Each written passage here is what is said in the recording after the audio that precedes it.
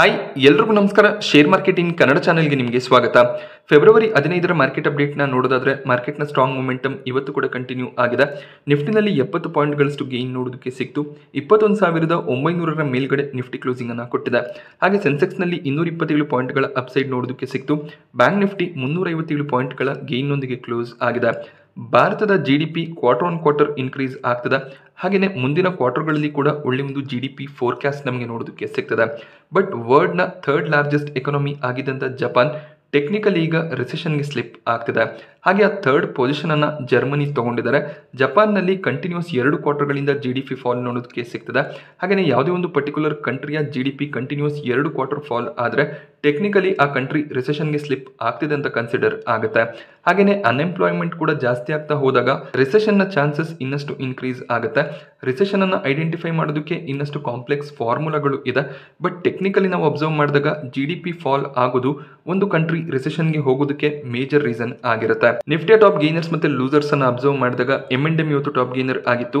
6.5% ನ ಗೇನ್ ನೊಂದಿಗೆ M&M closing ಅನ್ನು ಕೊಟ್ಟಿದೆ.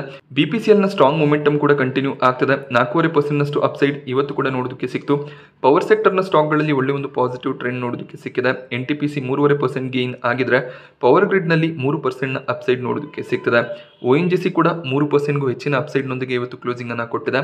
ಪವರ್ ಸೆಕ್ಟರ್ ನ ಸ್ಟಾಕ್ ಗಳಲ್ಲಿ ಮಾರ್ಗನ್ ಸ್ಟ್ಯಾನ್ಲಿ ಟಾರ್ಗೆಟ್ ಅನ್ನು ಅಪ್ಗ್ರೇಡ್ ಮಾಡಿದ್ದಾರೆ. NTPC ಯ ಟಾರ್ಗೆಟ್ 390ಕ್ಕೆ ಅಪ್ಗ್ರೇಡ್ ಆಗಿದೆ. ಹಾಗೆಯೇ ಪವರ್ ಗ್ರಿಡ್ ನ ಟಾರ್ಗೆಟ್ ಅನ್ನ 296ಕ್ಕೆ ಮಾರ್ಗನ್ ಸ್ಟ್ಯಾನ್ಲಿ ಇನ್ಕ್ರೀಸ್ ಮಾಡಿದ್ದಾರೆ. ಪವರ್ ಗ್ರಿಡ್ 280ರ ಅರೌಂಡ್ ಅಲ್ಲಿ ಟ್ರೇಡ್ ಆಗ್ತದೆ. NTPC 340ರ ಅರೌಂಡ್ ಅಲ್ಲಿ ಟ್ರೇಡ್ ಆಗ್ತಿರೋದು ಕಾಣಿಸ್ತದೆ. ಹಾಗೆಯೇ ಟಾಟಾ ಪವರ್, ಟೊರೆಂಟ್ ಪವರ್ನ ಟಾರ್ಗೆಟ್ಸ್ ಅನ್ನು ಕೂಡ ಇವರು ಇನ್ಕ್ರೀಸ್ ಮಾಡಿದ್ದಾರೆ. ಟಾಟಾ ಪವರ್ನ ಟಾರ್ಗೆಟ್ ಅನ್ನ 308ಕ್ಕೆ ಇವರು ರಿಸ್ಟ್ರಿಕ್ಟ್ ಮಾಡಿದ್ದಾರೆ. ಟಾಟಾ ಪವರ್ ಅದೇ ಒಂದು ಪ್ರೈಸ್ ನ ಅರೌಂಡ್ ಅಲ್ಲಿ ಈಗ ಟ್ರೇಡ್ ಆಗ್ತದೆ. ಹಾಗೆ ಟೊರೆಂಟ್ ಪವರ್ನ ಟಾರ್ಗೆಟ್ ಅನ್ನ 940ಕ್ಕೆ ರಿಸ್ಟ್ರಿಕ್ಟ್ ಮಾಡ್ತಿದ್ದಾರೆ. ಟೊರೆಂಟ್ ಪವರ್ 1200ರ ಅರೌಂಡ್ ಅಲ್ಲಿ ಟ್ರೇಡ್ ಆಗ್ತದೆ. ಹಾಗೆ BHEL ನ ಟಾರ್ಗೆಟ್ ಪ್ರೈಸ್ ಅನ್ನು ಕೂಡ ಅವರು ಇನ್ಕ್ರೀಸ್ ಮಾಡಿ 220ರ ಟಾರ್ಗೆಟ್ ಪ್ರೈಸ್ ಅನ್ನ ಕೊಟ್ಟಿದ್ದಾರೆ. ಬಟ್ BHEL 220ರ ಮೇಲೆ ಈಗ ಟ್ರೇಡ್ ಆಗ್ತದೆ. ಬಟ್ ಮಾರ್ಗನ್ ಸ್ಟ್ಯಾನ್ಲಿ ಕೊಟ್ಟಿರುವಂತಹ ಈ ಒಂದು ಟಾರ್ಗೆಟ್ಸ್ ಅನ್ನು ಅಬ್ಸರ್ವ್ ಮಾಡಿದಾಗ NTPC ಮತ್ತೆ ಪವರ್ ಗ್ರಿಡ್ ಇನ್ನೂ ಕೂಡ ಲೋವರ್ ಲೆವೆಲ್ಗಳಲ್ಲಿ ಟ್ರೇಡ್ ಆಗ್ತದೆ. ನಿಫ್ಟಿಯ ಟಾಪ್ ಲೂಸರ್ಸ್ ಅನ್ನು ಅಬ್ಸರ್ವ್ ಮಾಡಿದಾಗ ಆಕ್ಸಿಸ್ ಬ್ಯಾಂಕ್ ಇವತ್ತು ಟಾಪ್ ಲೂಸರ್ ಆಗಿತ್ತು. 2% ಗೂ ಹೆಚ್ಚಿನ ಕರೆಕ್ಷನ್ ಆಕ್ಸಿಸ್ ಬ್ಯಾಂಕ್ ಅಲ್ಲಿ ನೋಡೋದಕ್ಕೆ ಸಿಗ್ತದೆ. ಸೊ ಬಹಳಷ್ಟು ಸ್ಕ್ಯಾಮ್ಗಳ ಬಗ್ಗೆ ಸುಪ್ರೀಂ ಕೋರ್ಟ್ಗೆ ಅರ್ಜಿ ಹಾಕಿರುವಂತಹ ಸುಬ್ರಹ್ಮಣ್ಯಂ ಸ್ವಾಮಿ ಅವರು ಆಕ್ಸಿಸ್ ಬ್ಯಾಂಕ್ ನಲ್ಲಿ 5,100 ಕೋಟಿಯಷ್ಟು ಸ್ಕ್ಯಾಮ್ ಆಗಿದೆ ಅಂತ ಕೋರ್ಟ್ಗೆ ಅಪೀಲ್ ಅನ್ನ ಮಾಡಿದ್ದಾರೆ. ಹಾಗೆ ಇದರ ಬಗ್ಗೆ ಆಲ್ರೆಡಿ ಹಿಯರಿಂಗ್ ಕೂಡ ನಡೀತಿದೆ. ಹಾಗೆ ನೆಕ್ಸ್ಟ್ ಹಿಯರಿಂಗ್ ಮಾರ್ಚ್ ನಲ್ಲಿ ನೋಡೋದಕ್ಕೆ ಸಿಗುತ್ತೆ. ಈ ಒಂದು ಸ್ಕ್ಯಾಮ್ ಏನಿದೆ, ಮ್ಯಾಕ್ಸ್ ಲೈಫ್ ಇನ್ಶೂರೆನ್ಸ್ ಅನ್ನ ಆಕ್ಸಿಸ್ ಬ್ಯಾಂಕ್ ಏನ್ ಅಕ್ವೈರ್ ಮಾಡ್ಕೊಂಡಿದ್ರು ಆ ಒಂದು ಸಂದರ್ಭದಲ್ಲಿ ಆಗಿರುವಂತಹ ಸ್ಕ್ಯಾಮ್ ಅಂತ ಸ್ವಾಮಿ ಅವರು ಟ್ವೀಟ್ ಮಾಡಿದ್ದಾರೆ.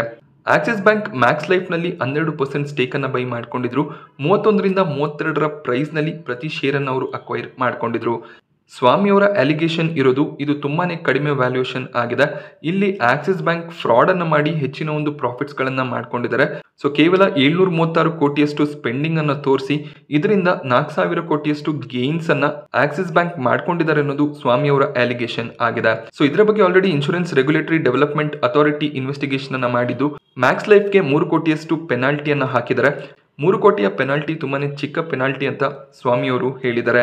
ನೋಡ್ಬೇಕಾಗುತ್ತೆ ಈ ಒಂದು ಇನ್ವೆಸ್ಟಿಗೇಷನ್ ಇಂದ ಯಾವ ರೀತಿಯ ಔಟ್ಕಮ್ ಬರುತ್ತೆ ಅಂತ. ಅಕಸ್ಮಾತ್ ಇದೇನಾದ್ರೂ ಆಕ್ಸಿಸ್ ಬ್ಯಾಂಕ್ ನ ಅಗೇನ್ಸ್ಟ್ ಆಗಿ ಹೋದ್ರೆ ಆಕ್ಸಿಸ್ ಬ್ಯಾಂಕ್ ನ ಸ್ಟಾಕ್ ಪ್ರೈಸ್ ನಲ್ಲಿ ಬಹಳಷ್ಟು ವೀಕ್ನೆಸ್ ಬರುವಂತ ಚಾನ್ಸಸ್ ಇರುತ್ತೆ. ಅಪೋಲೋ ಹಾಸ್ಪಿಟಲ್ ಕೂಡ 2% ನಷ್ಟು ಡೌನ್ ಸೈಡ್ ನೊಂದಿಗೆ ಕ್ಲೋಸಿಂಗ್ ಅನ್ನ ಕೊಟ್ಟಿದೆ. ITC ಯ ನೆಗೆಟಿವ್ ಟ್ರೆಂಡ್ ಕೂಡ ಕಂಟಿನ್ಯೂ ಆಗ್ತದೆ. ಸೊ 400ರ ಅರೌಂಡ್ಗೆ ಈಗ ITC ಬಂದಿದೆ. HUL, ನೆಸ್ಲೆ, ಬ್ರಿಟಾನಿಯಾ ಎಲ್ಲ FMCG ಕಂಪನಿಯ ಸ್ಟಾಕ್ಗಳಲ್ಲಿ ಕೂಡ ಇವತ್ತು ವೀಕ್ನೆಸ್ ನೋಡೋದಕ್ಕೆ ಸಿಕ್ತು. ಸೊ FMCG ಸೆಕ್ಟರ್ ಅಲ್ಲಿ ಮುಂದಿನ 2 ಕ್ವಾರ್ಟರ್ ಖಂಡಿತವಾಗ್ಲೂ ವೀಕ್ನೆಸ್ ಇರುತ್ತೆ. ಅದನ್ನ ಕಂಪನಿಗಳು ಆಲ್ರೆಡಿ ಹೇಳ್ತಿದ್ದಾರೆ. ಮಾರ್ಜಿನ್ ಪ್ರೆಷರ್ ಖಂಡಿತವಾಗ್ಲೂ ಇದೆ ಅನ್ನೋದು FMCG ಕಂಪನಿಗಳ ವ್ಯೂ ಆಗಿದೆ. Q3 ರಿಸಲ್ಟ್ ನ ನಂತರ ಬಜಾಜ್ ಫಿನಾನ್ಸ್ ಸ್ಟಾಕ್ ಪ್ರೈಸ್ ನಲ್ಲಿ ಬಹಳಷ್ಟು ಕರೆಕ್ಷನ್ ನೋಡೋದಕ್ಕೆ ಸಿಕ್ಕಿದೆ. 8,000ದ ಲೆವೆಲ್ ಇಂದ ಬಜಾಜ್ ಫಿನಾನ್ಸ್ ಕರೆಕ್ಟ್ ಆಗಿದೆ. ಬಟ್ ಅನಾಲಿಸ್ಟ್ಗಳು ಈ ಒಂದು ಸ್ಟಾಕ್ ಅಲ್ಲಿ ಇನ್ನೂ ಕೂಡ ಬುಲ್ಲಿಶ್ ಸ್ಟ್ಯಾನ್ಸ್ ಅನ್ನ ಹೊಂದಿದ್ದಾರೆ. ಬಜಾಜ್ ಫಿನಾನ್ಸ್ ನಲ್ಲಿ ಟೋಟಲ್ 29 ಬೈ ರೇಟಿಂಗ್ ಈ ಒಂದು ಕ್ವಾರ್ಟರ್ ನಲ್ಲಿ ನೋಡೋದಕ್ಕೆ ಸಿಕ್ಕಿದೆ. ಬಜಾಜ್ ಫಿನಾನ್ಸ್ ನಲ್ಲಿ 29 ಬೈ ರೇಟಿಂಗ್ ನೋಡೋದಕ್ಕೆ ಸಿಕ್ಕಿದ್ದು ಕೇವಲ 4 ಸೆಲ್ ರೇಟಿಂಗ್ ಮತ್ತೆ 2 ಹೋಲ್ಡ್ ರೇಟಿಂಗ್ ನೋಡೋದಕ್ಕೆ ಸಿಗುತ್ತೆ. RBI ಬಜಾಜ್ ಫಿನಾನ್ಸ್ ನ 2 ಪ್ರಾಡಕ್ಟ್ ಗಳ ಮೇಲೆ ಏನು ಬ್ಯಾನ್ ಅನ್ನ ಇಂಪೋಸ್ ಮಾಡಿದ್ದಾರೆ. ಅದರಿಂದ ಹೆಚ್ಚಿನ ಒಂದು ಎಫೆಕ್ಟ್ ಬಜಾಜ್ ಫಿನಾನ್ಸ್ ಗೆ ಆಗೋದಿಲ್ಲ ಅನ್ನೋದು ಅನಾಲಿಸ್ಟ್ ಗಳ ವ್ಯೂ ಆಗಿರುತ್ತೆ. ಆದ್ರಿಂದ ಬಹಳಷ್ಟು ಅನಾಲಿಸ್ಟ್ ಗಳು ಈ ಒಂದು ಸ್ಟಾಕ್ ನಲ್ಲಿ ಬೈ ರೆಕಮೆಂಡೇಶನ್ ಅನ್ನ ಕೊಡ್ತಿದ್ದಾರೆ. ಸೊ ಇದು ಬಜಾಜ್ ಫಿನಾನ್ಸ್ ಅನ್ನ ಬೈ ಮಾಡ್ಕೊಳ್ಳೋದಕ್ಕೆ ರೆಕಮೆಂಡೇಶನ್ ಅಲ್ಲ. ಅಕಸ್ಮಾತ್ ನೀವು ಬಜಾಜ್ ಫಿನಾನ್ಸ್ ನ ಶೇರ್ಸ್ ಗಳನ್ನ ಹೋಲ್ಡ್ ಮಾಡ್ತಿದ್ರೆ ಲೋವರ್ ಲೆವೆಲ್ ಗಳಲ್ಲಿ ಲಾಸ್ ನಲ್ಲಿ ಎಕ್ಸಿಟ್ ಆಗೋದಕ್ಕೆ ಹೋಗಬೇಡಿ. ಆ ಒಂದು ಸ್ಟಾಕ್ ಅನ್ನ ಲಾಂಗ್ ಟರ್ಮ್ ಗೆ ಕಂಟಿನ್ಯೂ ಮಾಡಬಹುದಾಗುತ್ತೆ. ಖಂಡಿತವಾಗ್ಲೂ ಬಜಾಜ್ ಫಿನಾನ್ಸ್ ಒಳ್ಳೆ ಒಂದು ವ್ಯಾಲ್ಯೂ ಕ್ರಿಯೇಟರ್ ಆಗ್ಬೋದು. ಹಾಗೆ Maruti Suzuki, UltraTech, Kotak Mahindra Bank, Hero MotoCorp ಈ ಎಲ್ಲ ಸ್ಟಾಕ್ಗಳಲ್ಲಿ ನಮಗೆ ಒಳ್ಳೆ ಒಂದು ಬೈ ರೆಕಮೆಂಡೇಶನ್ಸ್ ಅನಲಿಸ್ಟ್ಗಳ ಕಡೆಯಿಂದ ನೋಡೋದಕ್ಕೆ ಸಿಗ್ತದೆ. ಟೈಟನ್ ಮತ್ತು ಟಾಟಾ ಮೋಟರ್ಸ್ನಲ್ಲಿ ಕೂಡ ಒಳ್ಳೆ ಒಂದು ಬೈ ರೆಕಮೆಂಡೇಶನ್ಸ್ ಕಾಣಿಸ್ತದೆ. HDFC ಸೆಕ್ಯೂರಿಟೀಸ್ ಕೂಡ ರೀಸೆಂಟ್ ಆಗಿ ಬಜಾಜ್ ಫಿನಾನ್ಸ್ ಅನ್ನ ಕವರ್ ಮಾಡಿ ಬೈ ರೇಟಿಂಗ್ ಅನ್ನ ಕೊಟ್ಟಿದ್ರು. 8650 ಟಾರ್ಗೆಟ್ ಪ್ರೈಸ್ ಕೂಡ HDFC ಸೆಕ್ಯೂರಿಟೀಸ್ ನ ಕಡೆಯಿಂದ ನೋಡೋದಕ್ಕೆ ಸಿಗ್ತದೆ. ಜೆಫ್ರೀಸ್ ಆಗಿರ್ಬೋದು, ಮಾರ್ಗನ್ ಸ್ಟ್ಯಾನ್ಲಿ ಆಗಿರ್ಬೋದು, ಎಲ್ಲ ಬ್ರೋಕರೇಜ್ಗಳು 8000ಕ್ಕೂ ಹೆಚ್ಚಿನ ಟಾರ್ಗೆಟ್ಸ್ ಗಳನ್ನ ಬಜಾಜ್ ಫಿನಾನ್ಸ್ ಅಲ್ಲಿ ಕೊಡ್ತಿದ್ದಾರೆ. ಈ ಒಂದು ಲಿಸ್ಟ್ ನಲ್ಲಿ ನಮಗೆ HDFC ಬ್ಯಾಂಕ್ ನೋಡೋದಕ್ಕೆ ಸಿಗೋದಿಲ್ಲ. ರೀಸೆಂಟ್ ಆಗಿ HDFC ಬ್ಯಾಂಕ್ ನ ನೆಟ್ ಮಾರ್ಜಿನ್ಸ್ ನ ಮೇಲೆ ಬಹಳಷ್ಟು ಇಂಪ್ಯಾಕ್ಟ್ ನೋಡೋದಕ್ಕೆ ಸಿಕ್ಕಿತ್ತು. ಆದ್ರಿಂದ ಬಹಳಷ್ಟು ಆನಲಿಸ್ಟ್ಗಳು HDFC ಬ್ಯಾಂಕ್ ಅನ್ನು ಡೌನ್ ಗ್ರೇಡ್ ಮಾಡಿದ್ದಾರೆ. ಹಾಗೆ IT ಸೆಕ್ಟರ್ ಇಂದ ಕೇವಲ ಇನ್ಫೋಸಿಸ್ ಮಾತ್ರ ನೋಡೋದಕ್ಕೆ ಸಿಗುತ್ತೆ. ಬಟ್ HDFC ಬ್ಯಾಂಕ್ ನಲ್ಲಿ ಜನವರಿ ತಿಂಗಳಲ್ಲಿ ಬಹಳಷ್ಟು ಮ್ಯೂಚುವಲ್ ಫಂಡ್ ಹೌಸ್ಗಳು ಏನ್ ಇನ್ವೆಸ್ಟ್ಮೆಂಟ್ ಅನ್ನ ಮಾಡಿದ್ರು ತಮ್ಮ ಒಂದು ಸ್ಟೇಕ್ ಅನ್ನ ಇನ್ಕ್ರೀಸ್ ಮಾಡಿದ್ದಾರೆ. ಬಟ್ ಸ್ಟಿಲ್ ಹೆಚ್ಚಿನ ಒಂದು ಬೈಯಿಂಗ್ HDFC ಬ್ಯಾಂಕ್ ಅಲ್ಲಿ ಎಮರ್ಜ್ ಆಗ್ತಿರೋದು ಕಾಣಿಸ್ತಿಲ್ಲ. ಹಾಗೇನೆ FIIs ಗಳು ಕೂಡ ತಮ್ಮ ಸ್ಟೇಕ್ ಅನ್ನ ಸ್ವಲ್ಪ ಕಟ್ ಮಾಡ್ತಿದ್ದಾರೆ. ಆದ್ರಿಂದ HDFC ಬ್ಯಾಂಕ್ ಅಲ್ಲಿ ಪ್ರೆಷರ್ ನೋಡೋದಕ್ಕೆ ಸಿಗ್ತದೆ.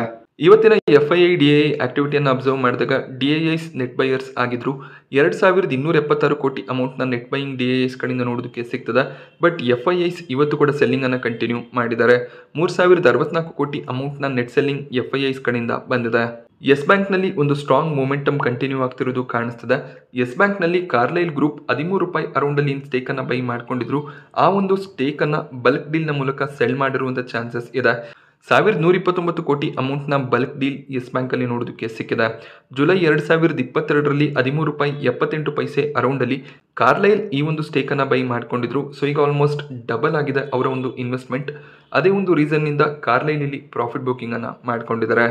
ಝೊಮ್ಯಾಟೊ ಸ್ಟಾಕ್ ಪ್ರೈಸ್ ನಲ್ಲಿ ಕೂಡ 2% ಅಪ್ಸೈಡ್ ನೋಡೋದಕ್ಕೆ ಸಿಕ್ಕಿದೆ.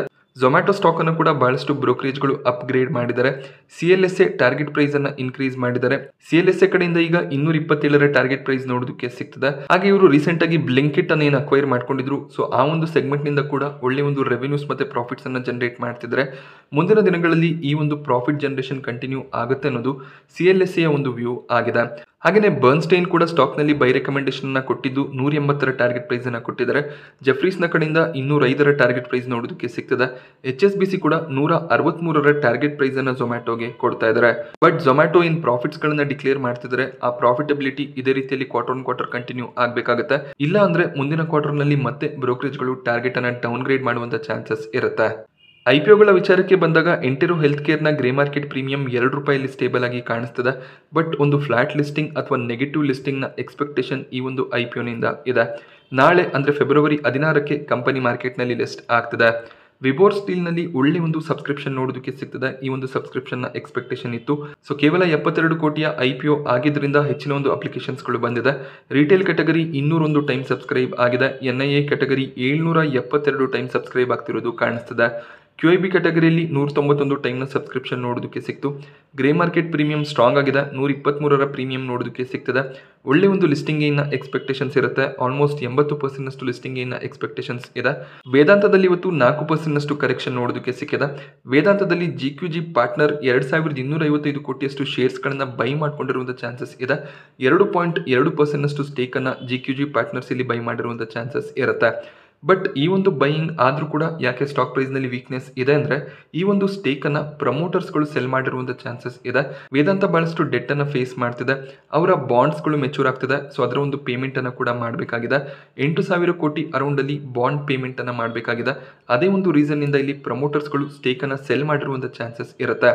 ಯಾವುದೇ ಒಂದು ಕಂಪನಿಯಲ್ಲಿ ಪ್ರಮೋಟರ್ಸ್ಗಳು ಶೇರ್ಸ್ಗಳನ್ನು ಸೆಲ್ ಮಾಡ್ತಾರೆ ಅಂದರೆ ಅದು ಆ ಕಂಪನಿಗೆ ನೆಗೆಟಿವ್ ಆಗುತ್ತೆ. ರೇರ್ ಕೇಸ್ಗಳಲ್ಲಿ ಮಾತ್ರ ಅದು ಕಂಪನಿಗೆ ಪಾಸಿಟಿವ್ ಆಗೋದು. ಬಟ್ ಬಹಳಷ್ಟು ಕೇಸ್ಗಳಲ್ಲಿ ಪ್ರಮೋಟರ್ ಸ್ಟೇಕ್ ಸೇಲ್ ಖಂಡಿತವಾಗ್ಲೂ ಸ್ಟಾಕ್ಗೆ ನೆಗೆಟಿವ್ ಆಗುತ್ತೆ. ಅದೇ ಒಂದು ರೀಸನ್ನಿಂದ ಸ್ಟಾಕ್ ಪ್ರೈಸ್ನಲ್ಲಿ ವೀಕ್ನೆಸ್ ನೋಡೋದಕ್ಕೆ ಸಿಗ್ತದೆ. ಸ್ಟೆರ್ಲೈಟ್ ಟೆಕ್ನಾಲಜೀಸ್ನಲ್ಲಿ ಇವತ್ತು 3% ಅಪ್ಸೈಡ್ ನೋಡೋದಕ್ಕೆ ಸಿಕ್ತು. ಸೊ ನಿನ್ನೆ ಏನು UAEನಲ್ಲಿ ಹಿಂದೂ ಟೆಂಪಲ್ ಇನಾಗ್ರೇಟ್ ಆಯಿತು. ಸೊ ಆ ಒಂದು ಟೆಂಪಲ್ನ ಮ್ಯಾನೇಜ್ಮೆಂಟ್ನ ಜೊತೆಯಲ್ಲಿ ಸ್ಟೆರ್ಲೈಟ್ ಟೆಕ್ನಾಲಜೀಸ್ ಪಾರ್ಟ್ನರ್ಶಿಪ್ ಅನ್ನ ಮಾಡ್ಕೊಂಡಿದ್ದಾರೆ. ಆಪ್ಟಿಕಲ್ ಸೊಲ್ಯೂಷನ್ ಅನ್ನ ಪ್ರೊವೈಡ್ ಮಾಡೋದಕ್ಕೆ ಈ ಒಂದು ಪಾರ್ಟ್ನರ್ಶಿಪ್ ಆಗಿದೆ. ಅದೇ ಒಂದು ನ್ಯೂಸ್ನಿಂದ ಸ್ಟಾಕ್ ಪ್ರೈಸ್ನಲ್ಲಿ ಒಳ್ಳೆ ಒಂದು ಜಂಪ್ ನಮಗೆ ನೋಡೋದಕ್ಕೆ ಸಿಕ್ಕಿದೆ. ಸೊ ಪ್ರತಿಯೊಂದು ಆರ್ಡರ್ ಕೂಡ ಕಂಪನಿಗೆ ತುಂಬಾ ಇಂಪಾರ್ಟೆಂಟ್ ಆಗಿರುತ್ತೆ. ಒಳ್ಳೊಳ್ಳೆ ಪಾರ್ಟ್ನರ್ಶಿಪ್ಗಳನ್ನು ಮಾಡ್ಕೊಂಡಾಗ ಖಂಡಿತವಾಗ್ಲೂ ಒಳ್ಳೆ ಒಂದು ಗೇನ್ಸ್ ಸ್ಟಾಕ್ ಪ್ರೈಸ್ನಲ್ಲಿ ಇರುತ್ತೆ. ಬಟ್ ರೀಸೆಂಟ್ ಆಗಿ ಸ್ಟೆರ್ಲೈಟ್ ನಲ್ಲಿ ಕೆಲವೊಂದಿಷ್ಟು ನೆಗೆಟಿವ್ ನ್ಯೂಸ್ಗಳು ಕೂಡ ನೋಡೋದಕ್ಕೆ ಸಿಕ್ಕಿತ್ತು. ಇವರು ಎಕ್ಸ್ಪೆನ್ಸಸ್ ಅನ್ನ ಕಟ್ ಮಾಡೋದಕ್ಕೆ ಎಂಪ್ಲಾಯೀಸ್ ಗಳನ್ನ ಲೇ ಆಫ್ ಮಾಡಿದ್ರು. ಈಗ ಎಂಪ್ಲಾಯಿ ಪೇ ಕಟ್ಸ್ ಅನ್ನ ಕೂಡ ಅನೌನ್ಸ್ ಮಾಡ್ತಿದ್ದಾರೆ. 15 ರಿಂದ 25% ರೇಂಜ್ ನಲ್ಲಿ ಪೇ ಕಟ್ ಮಾಡುವಂತ ಪ್ಲಾನ್ಸ್ ಅನ್ನ ಸ್ಟೆರ್ಲೈಟ್ ಮಾಡ್ತಿದ್ದಾರೆ. ಬಟ್ ಇದು ಆ ಕಂಪನಿಯಲ್ಲಿ ಕೆಲಸ ಮಾಡ್ತಿರುವಂತ ಎಂಪ್ಲಾಯೀಸ್ ಗಳಿಗೆ ನೆಗೆಟಿವ್ ಆಗುತ್ತೆ.